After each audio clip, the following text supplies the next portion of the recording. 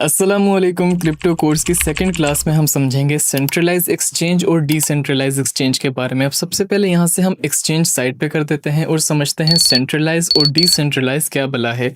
ये मैं आपको बहुत ही ज़्यादा इजी एग्जांपल के थ्रू समझाता हूँ कि जैसे एक स्कूल है, स्कूल का होता है एक प्रिंसिपल, सारा का सारा कंट्रोल उसके हाथ में होता है। कौन क्या करेगा, कौन क्या नहीं करेगा, किसके क्या काम है, किसको क्या करना है, हर चीज़ वो प्रिंसिपल डिसाइड करता है। और फिर जो वो डिसाइड कर ले वही स्टूडेंट्स को और टीचर्स को फॉलो करना पड़ता है। अब रिलेटेबल एग्जांपल के थ्रू समझते हैं। जैसे आपने बैंक में अपना अकाउंट क्रिएट किया, बैंक ने आपको एक एप्लीकेशन दे दी, एक कार्ड दे दिया। अब आपने उसमें डिपॉजिट कर लिए, पैसे आपके हैं, लेकिन कंट्रोल आपके पास नहीं होगा, कंट्रोल बैंक के पास होता है। अब ये पॉइंट मैं क्यों बोल रहा हूँ, उसका रीज़न ये है कि अगर बैंक चाहे आपका अकाउंट फ्रीज कर सकता है, आपकी ट्रांजैक्शंस होल्ड कर सकता है, आपके विड्रॉल लिमिट लगा सकता है कि यानी पैसा आपका है। आप सोचोगे कि मेरी मर्जी में चाहे जितनी ट्रांजैक्शंस करूं, जितनी अमाउंट की ट्रांजैक्शंस करूं, जितना चाहे मैं डिपॉजिट करूं, जितना चाहे मैं विड्रॉ करूं। ऐसा नहीं होता। ये चीज़ बैंक कंट्रोल करता है, बैंक डिसाइड करता है कि आपको एक लिमिट दे दी जाती है। जैसे फॉर एग्जांपल 50,000, कि आप 50,000 से ज़्यादा किसी को सेंड ही नहीं कर सकते, लिमिट लग गई।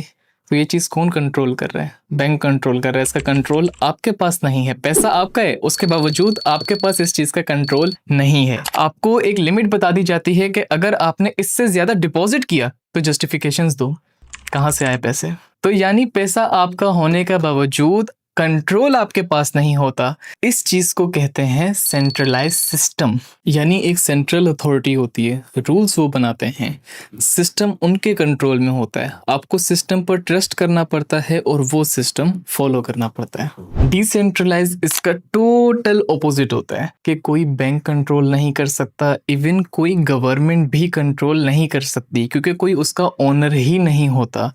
आप अपनी चीज के खुद मालिक होते हो। आप चाहे जितनी ट्रांजैक्शंस करो, चाहे जितना डिपॉजिट करो, जितना विड्रॉ करो, कोई भी लिमिट नहीं होती। सब चीज़ें आपके अपने कंट्रोल में होती हैं। और ये मैं आपको डायरेक्टली क्रिप्टो की एग्जांपल के थ्रू समझाऊंगा, तो इसलिए ये वाला पार्ट मैं आपको एंड में समझाऊंगा ताकि आपको इजीली समझ में आ जाए। अब हम सेंट्रलाइज और डिसेंट्रलाइज को साइड पे कर देते हैं। अब सिर्फ हम समझते हैं कि एक्सचेंज क्या होती है। एक्सचेंज वो प्लेटफॉर्म होता है जहाँ पे हम अपनी क्रिप्टो करेंसी बाय और सेल कर सकते हैं। तो अब जो सेंट्रलाइज एक्सचेंजेस होती हैं वो एक्सचेंजेस होती हैं जिसको कोई कंपनी रन कर रही होती है या कोई ऑर्गेनाइजेशन रन कर रही होती है। तो इसका क्या मतलब है, यानी अगर सेंट्रलाइज एक्सचेंजेस पे आपको अपना अकाउंट क्रिएट करना है तो आपको उसकी प्रॉपर रजिस्ट्रेशन करनी पड़ेगी, केवाईसी करनी पड़ेगी। लाजमी सी बात है, जब उसे कोई ऑर्गेनाइजेशन ओन करती है तो आपकी जितनी भी ट्रांजेक्शन्स होंगी वो ऑर्गेनाइजेशन, वो कंपनी मैनेज करेगी, यानी हर एक ट्रांजेक्शन्स का उन्हें पता होगा। और जैसे बैंक में आप अपने पैसे रखते हो, बिल्कुल उसी तरीके से सेंट्रलाइज एक्सचेंजेस में आप अपनी क्रिप्टो करेंसी रखोगे। और डिसेंट्रलाइज, जैसा कि मैंने कहा, इसको टोटल अपोजिट होता है। तो उसमें आपको कोई रजिस्ट्रेशन नहीं करनी पड़ती, उसमें ऐसा कोई सीन नहीं होता। आपने अगर अपना अकाउंट क्रिएट करना है तो जस्ट आपको फ्रेजेस दे दिए जाते हैं, यानी आप ये समझ लें आपको कुछ कोड्स दे दिए जाते हैं कि आपने सिर्फ उन कोड्स को सेफ रखना होता है कि आपको जब भी अपना अकाउंट लॉगिन करना है आपने वो कोड्स पुट करने हैं और आपका अकाउंट लॉगिन हो जाएगा। डिसेंट्रलाइज एक्सचेंज में जब आप अपना अकाउंट क्रिएट करते हो तो वो आपका अपना वॉलेट होता है, आप उसके ओनर होते हो और बाकी सब के लिए आप एनोनिमस होते हो, क्योंकि आपने उसमें कोई केवाईसी नहीं की, कोई प्रॉपर रजिस्ट्रेशन नहीं की, किसी को नहीं पता कि ये किसका अकाउंट है। और वहाँ पे कोई लिमिट नहीं होती। आपने चाहे जितना डिपॉजिट करना है उतना डिपॉजिट करें, आपने चाहे जितना विड्रॉ करना है उतना विड्रॉ करें, किसी को किसी चीज़ का नहीं पता होता। आप अपने वॉलेट के खुद ओनर होते हैं। लेकिन इसका मतलब ये नहीं है बिल्कुल भी कि सेंट्रलाइज सिस्टम अच्छा नहीं होता और डिसेंट्रलाइज सिस्टम अच्छा होता है। मैं आपको दोनों के प्रोज एंड कॉन्स बता देता हूँ, तो उसी से आप डिसाइड कर लेंगे कि आपको क्या सेलेक्ट करना चाहिए। सेंट्रलाइज एक्सचेंज का सबसे पहला और सबसे इम्पोर्टेंट फ़ायदा ये है कि आपको हाई लिक्विडिटी मिल जाती है। अब हाई लिक्विडिटी का क्या मतलब है, यानी बायर्स और सेलर्स की क्वांटिटी का ज़्यादा होना। अब क्वांटिटी ज़्यादा होने से हमें क्या बेनिफिट मिलेगा, यानी हमारा जो ऑर्डर है वो ईजिली फिल्ड हो जाएगा, यानी हमारी ट्रेड ईजिली प्लेस हो जाएगी और फास्ट प्लेस हो जाएगी। हमें स्लिपेज का इशू फेस करने को नहीं मिलेगा। पहले हम समझते हैं कि स्लिपेज क्या होती है। स्लिपेज का मतलब ये होता है कि अगर आप किसी प्राइस पर अपनी एंट्री प्लेस करना चाह रहे हैं तो वो उस प्राइस पर आपकी एंट्री प्लेस ना हो, डिफरेंट प्राइस पर आपकी एंट्री प्लेस हो जाए। चलें एक एग्जांपल के थ्रू समझते हैं। जैसे अगर कोई भी कॉइन है जिसकी प्राइस है $100, आप $100 के प्राइस पे अपनी एंट्री प्लेस करना चाह रहे थे, आपने अपनी ट्रेड भी प्लेस कर दी, लेकिन जो आपकी ट्रेड है वो $102 पे जाके एग्जीक्यूट हुई है। यानी आप अपनी जो एंट्री है वो $100 पे प्लेस करना चाह रहे थे, लेकिन $102 पे जाके आपकी ट्रेड एग्जीक्यूट हुई है।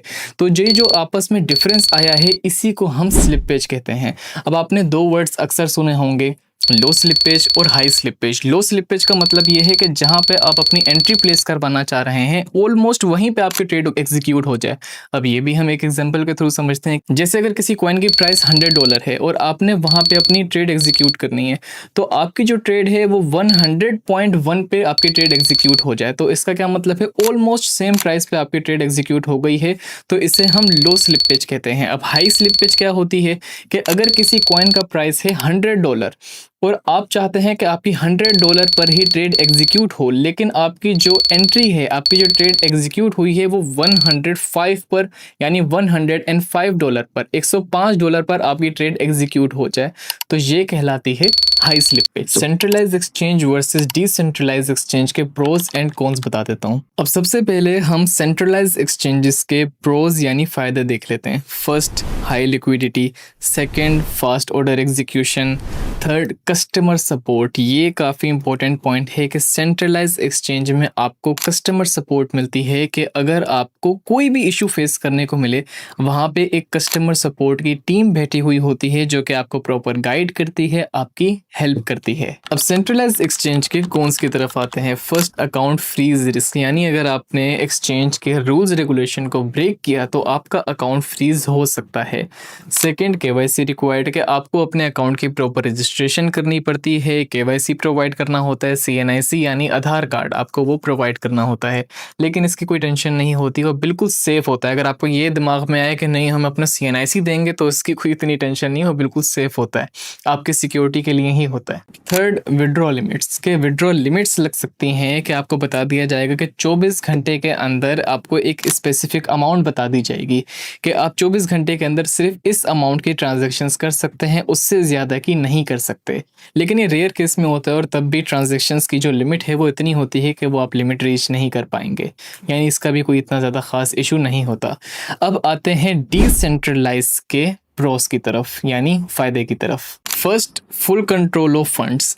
Second, no KYC. No KYC का मतलब ये है ना सीएनआईसी देना है, ना आपने प्रॉपर रजिस्ट्रेशन करनी है, जस्ट फ्रेजेस मिल गए आपको, उसके थ्रू आपने नेक्स्ट टाइम के लिए अकाउंट लॉगिन करना है, यानी आप सब के लिए एनोनिमस हो गए, किसी को नहीं पता होगा कि ये किसका अकाउंट है, कौन ट्रांजेक्शन्स कर रहा है। थर्ड, नो फंड्स फ्रीज, आपके जितने भी फंड्स हैं वो फ्रीज हो ही नहीं सकते, वो बिल्कुल सिक्योर और सेफ होते हैं। फोर्थ, न्यू टोकन्स अर्ली मिल जाते हैं। अब न्यू टोकन्स क्या होते हैं, जितने भी न्यू कॉइन्स लॉन्च होते हैं, जिस तरीके से डोनाल्ड ट्रंप का हुआ था, उसकी वाइफ का हुआ था, बिल्कुल इसी तरीके से जितने भी न्यू कॉइन्स होते हैं यानी मीम कॉइन्स होते हैं, ये सबसे पहले डिसेंट्रलाइज एक्सचेंजेस पर शो होते हैं। डिसेंट्रलाइज एक्सचेंजेस पर शो होने के काफ़ी बाद जाके फिर हमें सेंट्रलाइज एक्सचेंज पर ये देखने को मिलते हैं। लेकिन इसका फ़ायदा जो मैंने यानी फोर्थ पॉइंट का आपको बताया कि हमें अर्ली वहाँ पे शो हो जाता है, तो इसका क्या मतलब है कि आप मीम कॉइन्स पर यानी न्यू टोकन्स पर, न्यू कॉइन्स पर अर्ली बाइंग कर सकते हैं, यानी सबसे पहले आप जाके बाय कर सकते हो, यानी जब तक सेंट्रलाइज एक्सचेंजेस पर शो होगा काफ़ी रेट ऑलरेडी अप हो चुका होगा। इसका फ़ायदा लेकिन आपको सिर्फ तब मिलेगा कि जब आप मीम कॉइन पर ट्रेडिंग करते हो, यानी न्यू टोकन्स पर ट्रेडिंग करते हो, जो कि हम नहीं करते क्योंकि ये बहुत ज़्यादा रिस्की होता है, क्योंकि इस फील्ड में बहुत ज़्यादा स्कैम होता है। मीम कॉइन की फील्ड पर, न्यू टोकन्स पर, न्यू कॉइन्स पर बहुत ज़्यादा स्कैम होता है, इस वजह से हम इस पर ट्रेडिंग नहीं करते। हम सिर्फ और सिर्फ जो फेमस कॉइन्स होते हैं जैसे बिटकॉइन हो गया, इथेरियम हो गया, सोलाना हो गया, एटीसी इस टाइप के जितने भी फेमस कॉइन्स होते हैं जो सेंट्रलाइज्ड एक्सचेंजेस पर शो हो रहे होते हैं, हम उन पर ट्रेडिंग करते हैं। अब हम डिसेंट्रलाइज एक्सचेंज के कॉन्स की तरफ आते हैं। First, no customer support. वहाँ पे आपको कोई कस्टमर सपोर्ट की टीम देखने को नहीं मिलेगी। यानी अगर आपसे कोई भी मिस्टेक हो गई, जैसे फॉर एग्जांपल आपने किसी और पर्सन को अपने कोई भी अमाउंट है आपने किसी और एड्रेस पर किसी और पर्सन को सेंड करनी थी, लेकिन एड्रेस में आपसे मिस्टेक हो गई, आपने किसी और पर्सन को सेंड कर दी, तो वहाँ पे आपकी सुनने वाला कोई भी नहीं होगा। आपको कोई वहाँ पे गाइड करने वाला, कोई वहाँ पे आपकी हेल्प करने वाला नहीं होगा। यानी आप उस चीज़ को ऑन तो करोगे, लेकिन फिर आपको जिम्मेदारी भी उतनी ज़्यादा मिल जाएगी कि आपको फिर अपने फर्स्ट तो यही है कि आपको वहाँ पे कोई कस्टमर सपोर्ट नहीं मिलेगी, आपको हर चीज़ की एहतियात करनी पड़ेगी। सेकंड, इफ़ प्राइवेट की लूज फंड्स गॉन। इसका क्या मतलब है? इसका मतलब ये है कि अगर जो आपको लॉगिन की जो कीज़ मिलती हैं, फ्रेजेस मिलते हैं, कोड्स मिलते हैं, अगर आपसे वो मिस हो गए, आपने गैर जिम्मेदारी में वो घुमा दिए, आप अपना अकाउंट लॉगिन नहीं कर सकते, आपके फंड्स ज़ाया। आपके जितने भी फंड्स हैं उसमें जितनी अमाउंट है उसमें आप वो अब उस तक पहुंच ही नहीं सकते, वो अब जा चुकी है। यानी डिसेंट्रलाइज सिस्टम में अगर कोई ओनर नहीं होता, कोई चीज़ कोई ओन नहीं कर रहा होता, तो इसका मतलब ये है कि आप ओनर तो हो, लेकिन आपकी ज़िम्मेदारी भी उतनी ज़्यादा बढ़ जाती है कि अगर आपसे कोई मिस्टेक होगी, कोई कस्टमर सपोर्ट नहीं होगी। Third and last, slippage and gas fee issue. अब इन दी एंड अगर आप मुझसे पूछें कि हमें सेंट्रलाइज एक्सचेंज सेलेक्ट करनी चाहिए या डिसेंट्रलाइज एक्सचेंज सेलेक्ट करनी चाहिए, तो मैं आपको दोनों चीज़ें बता देता हूँ कि अगर आप मीम कॉइन पर ट्रेडिंग करना चाह रहे हो या आप ट्रेडिंग ही नहीं करना चाह रहे, आप बोल रहे हो कि मेरी एक फंड्स है, मैं सिर्फ और सिर्फ वो क्रिप्टो में ट्रांसफ़र करने के बाद सिर्फ अपने फंड्स सेफ रखना चाहता हूं, मैंने ट्रेडिंग नहीं करनी, सिर्फ मैंने अपने फंड्स यानी एक तरीके से जो मेरी सेविंग्स हैं वो सिर्फ और सिर्फ मैं क्रिप्टो में ट्रांसफ़र करने के बाद सेफ रखना चाहता हूं, तो आपके लिए डिसेंट्रलाइज एक्सचेंज है। और अगर आप ये चाहते हो हमारी तरह कि आपको प्रॉपर क्रिप्टो ट्रेडिंग करनी है, कि आपको जो जितने भी फेमस कॉइन्स हैं उस पर आपने स्पॉट ट्रेडिंग करनी है, फ्यूचर ट्रेडिंग करनी है, अब ये कौन सी ट्रेडिंग्स हैं ये मैं आपको आगे आने वाली क्लासेस में बताऊंगा। अगर आपको हमारी तरह प्रॉपर क्रिप्टो ट्रेडिंग करनी है तो आपके लिए सेंट्रलाइज एक्सचेंज है। इसी के साथ हम अपनी ये सेकंड क्लास एंड करते हैं। उम्मीद है आपको इससे बहुत ज़्यादा कुछ सीखने को मिलेगा। अपना बहुत ज़्यादा ख्याल रखिए। अल्लाह हाफिज़।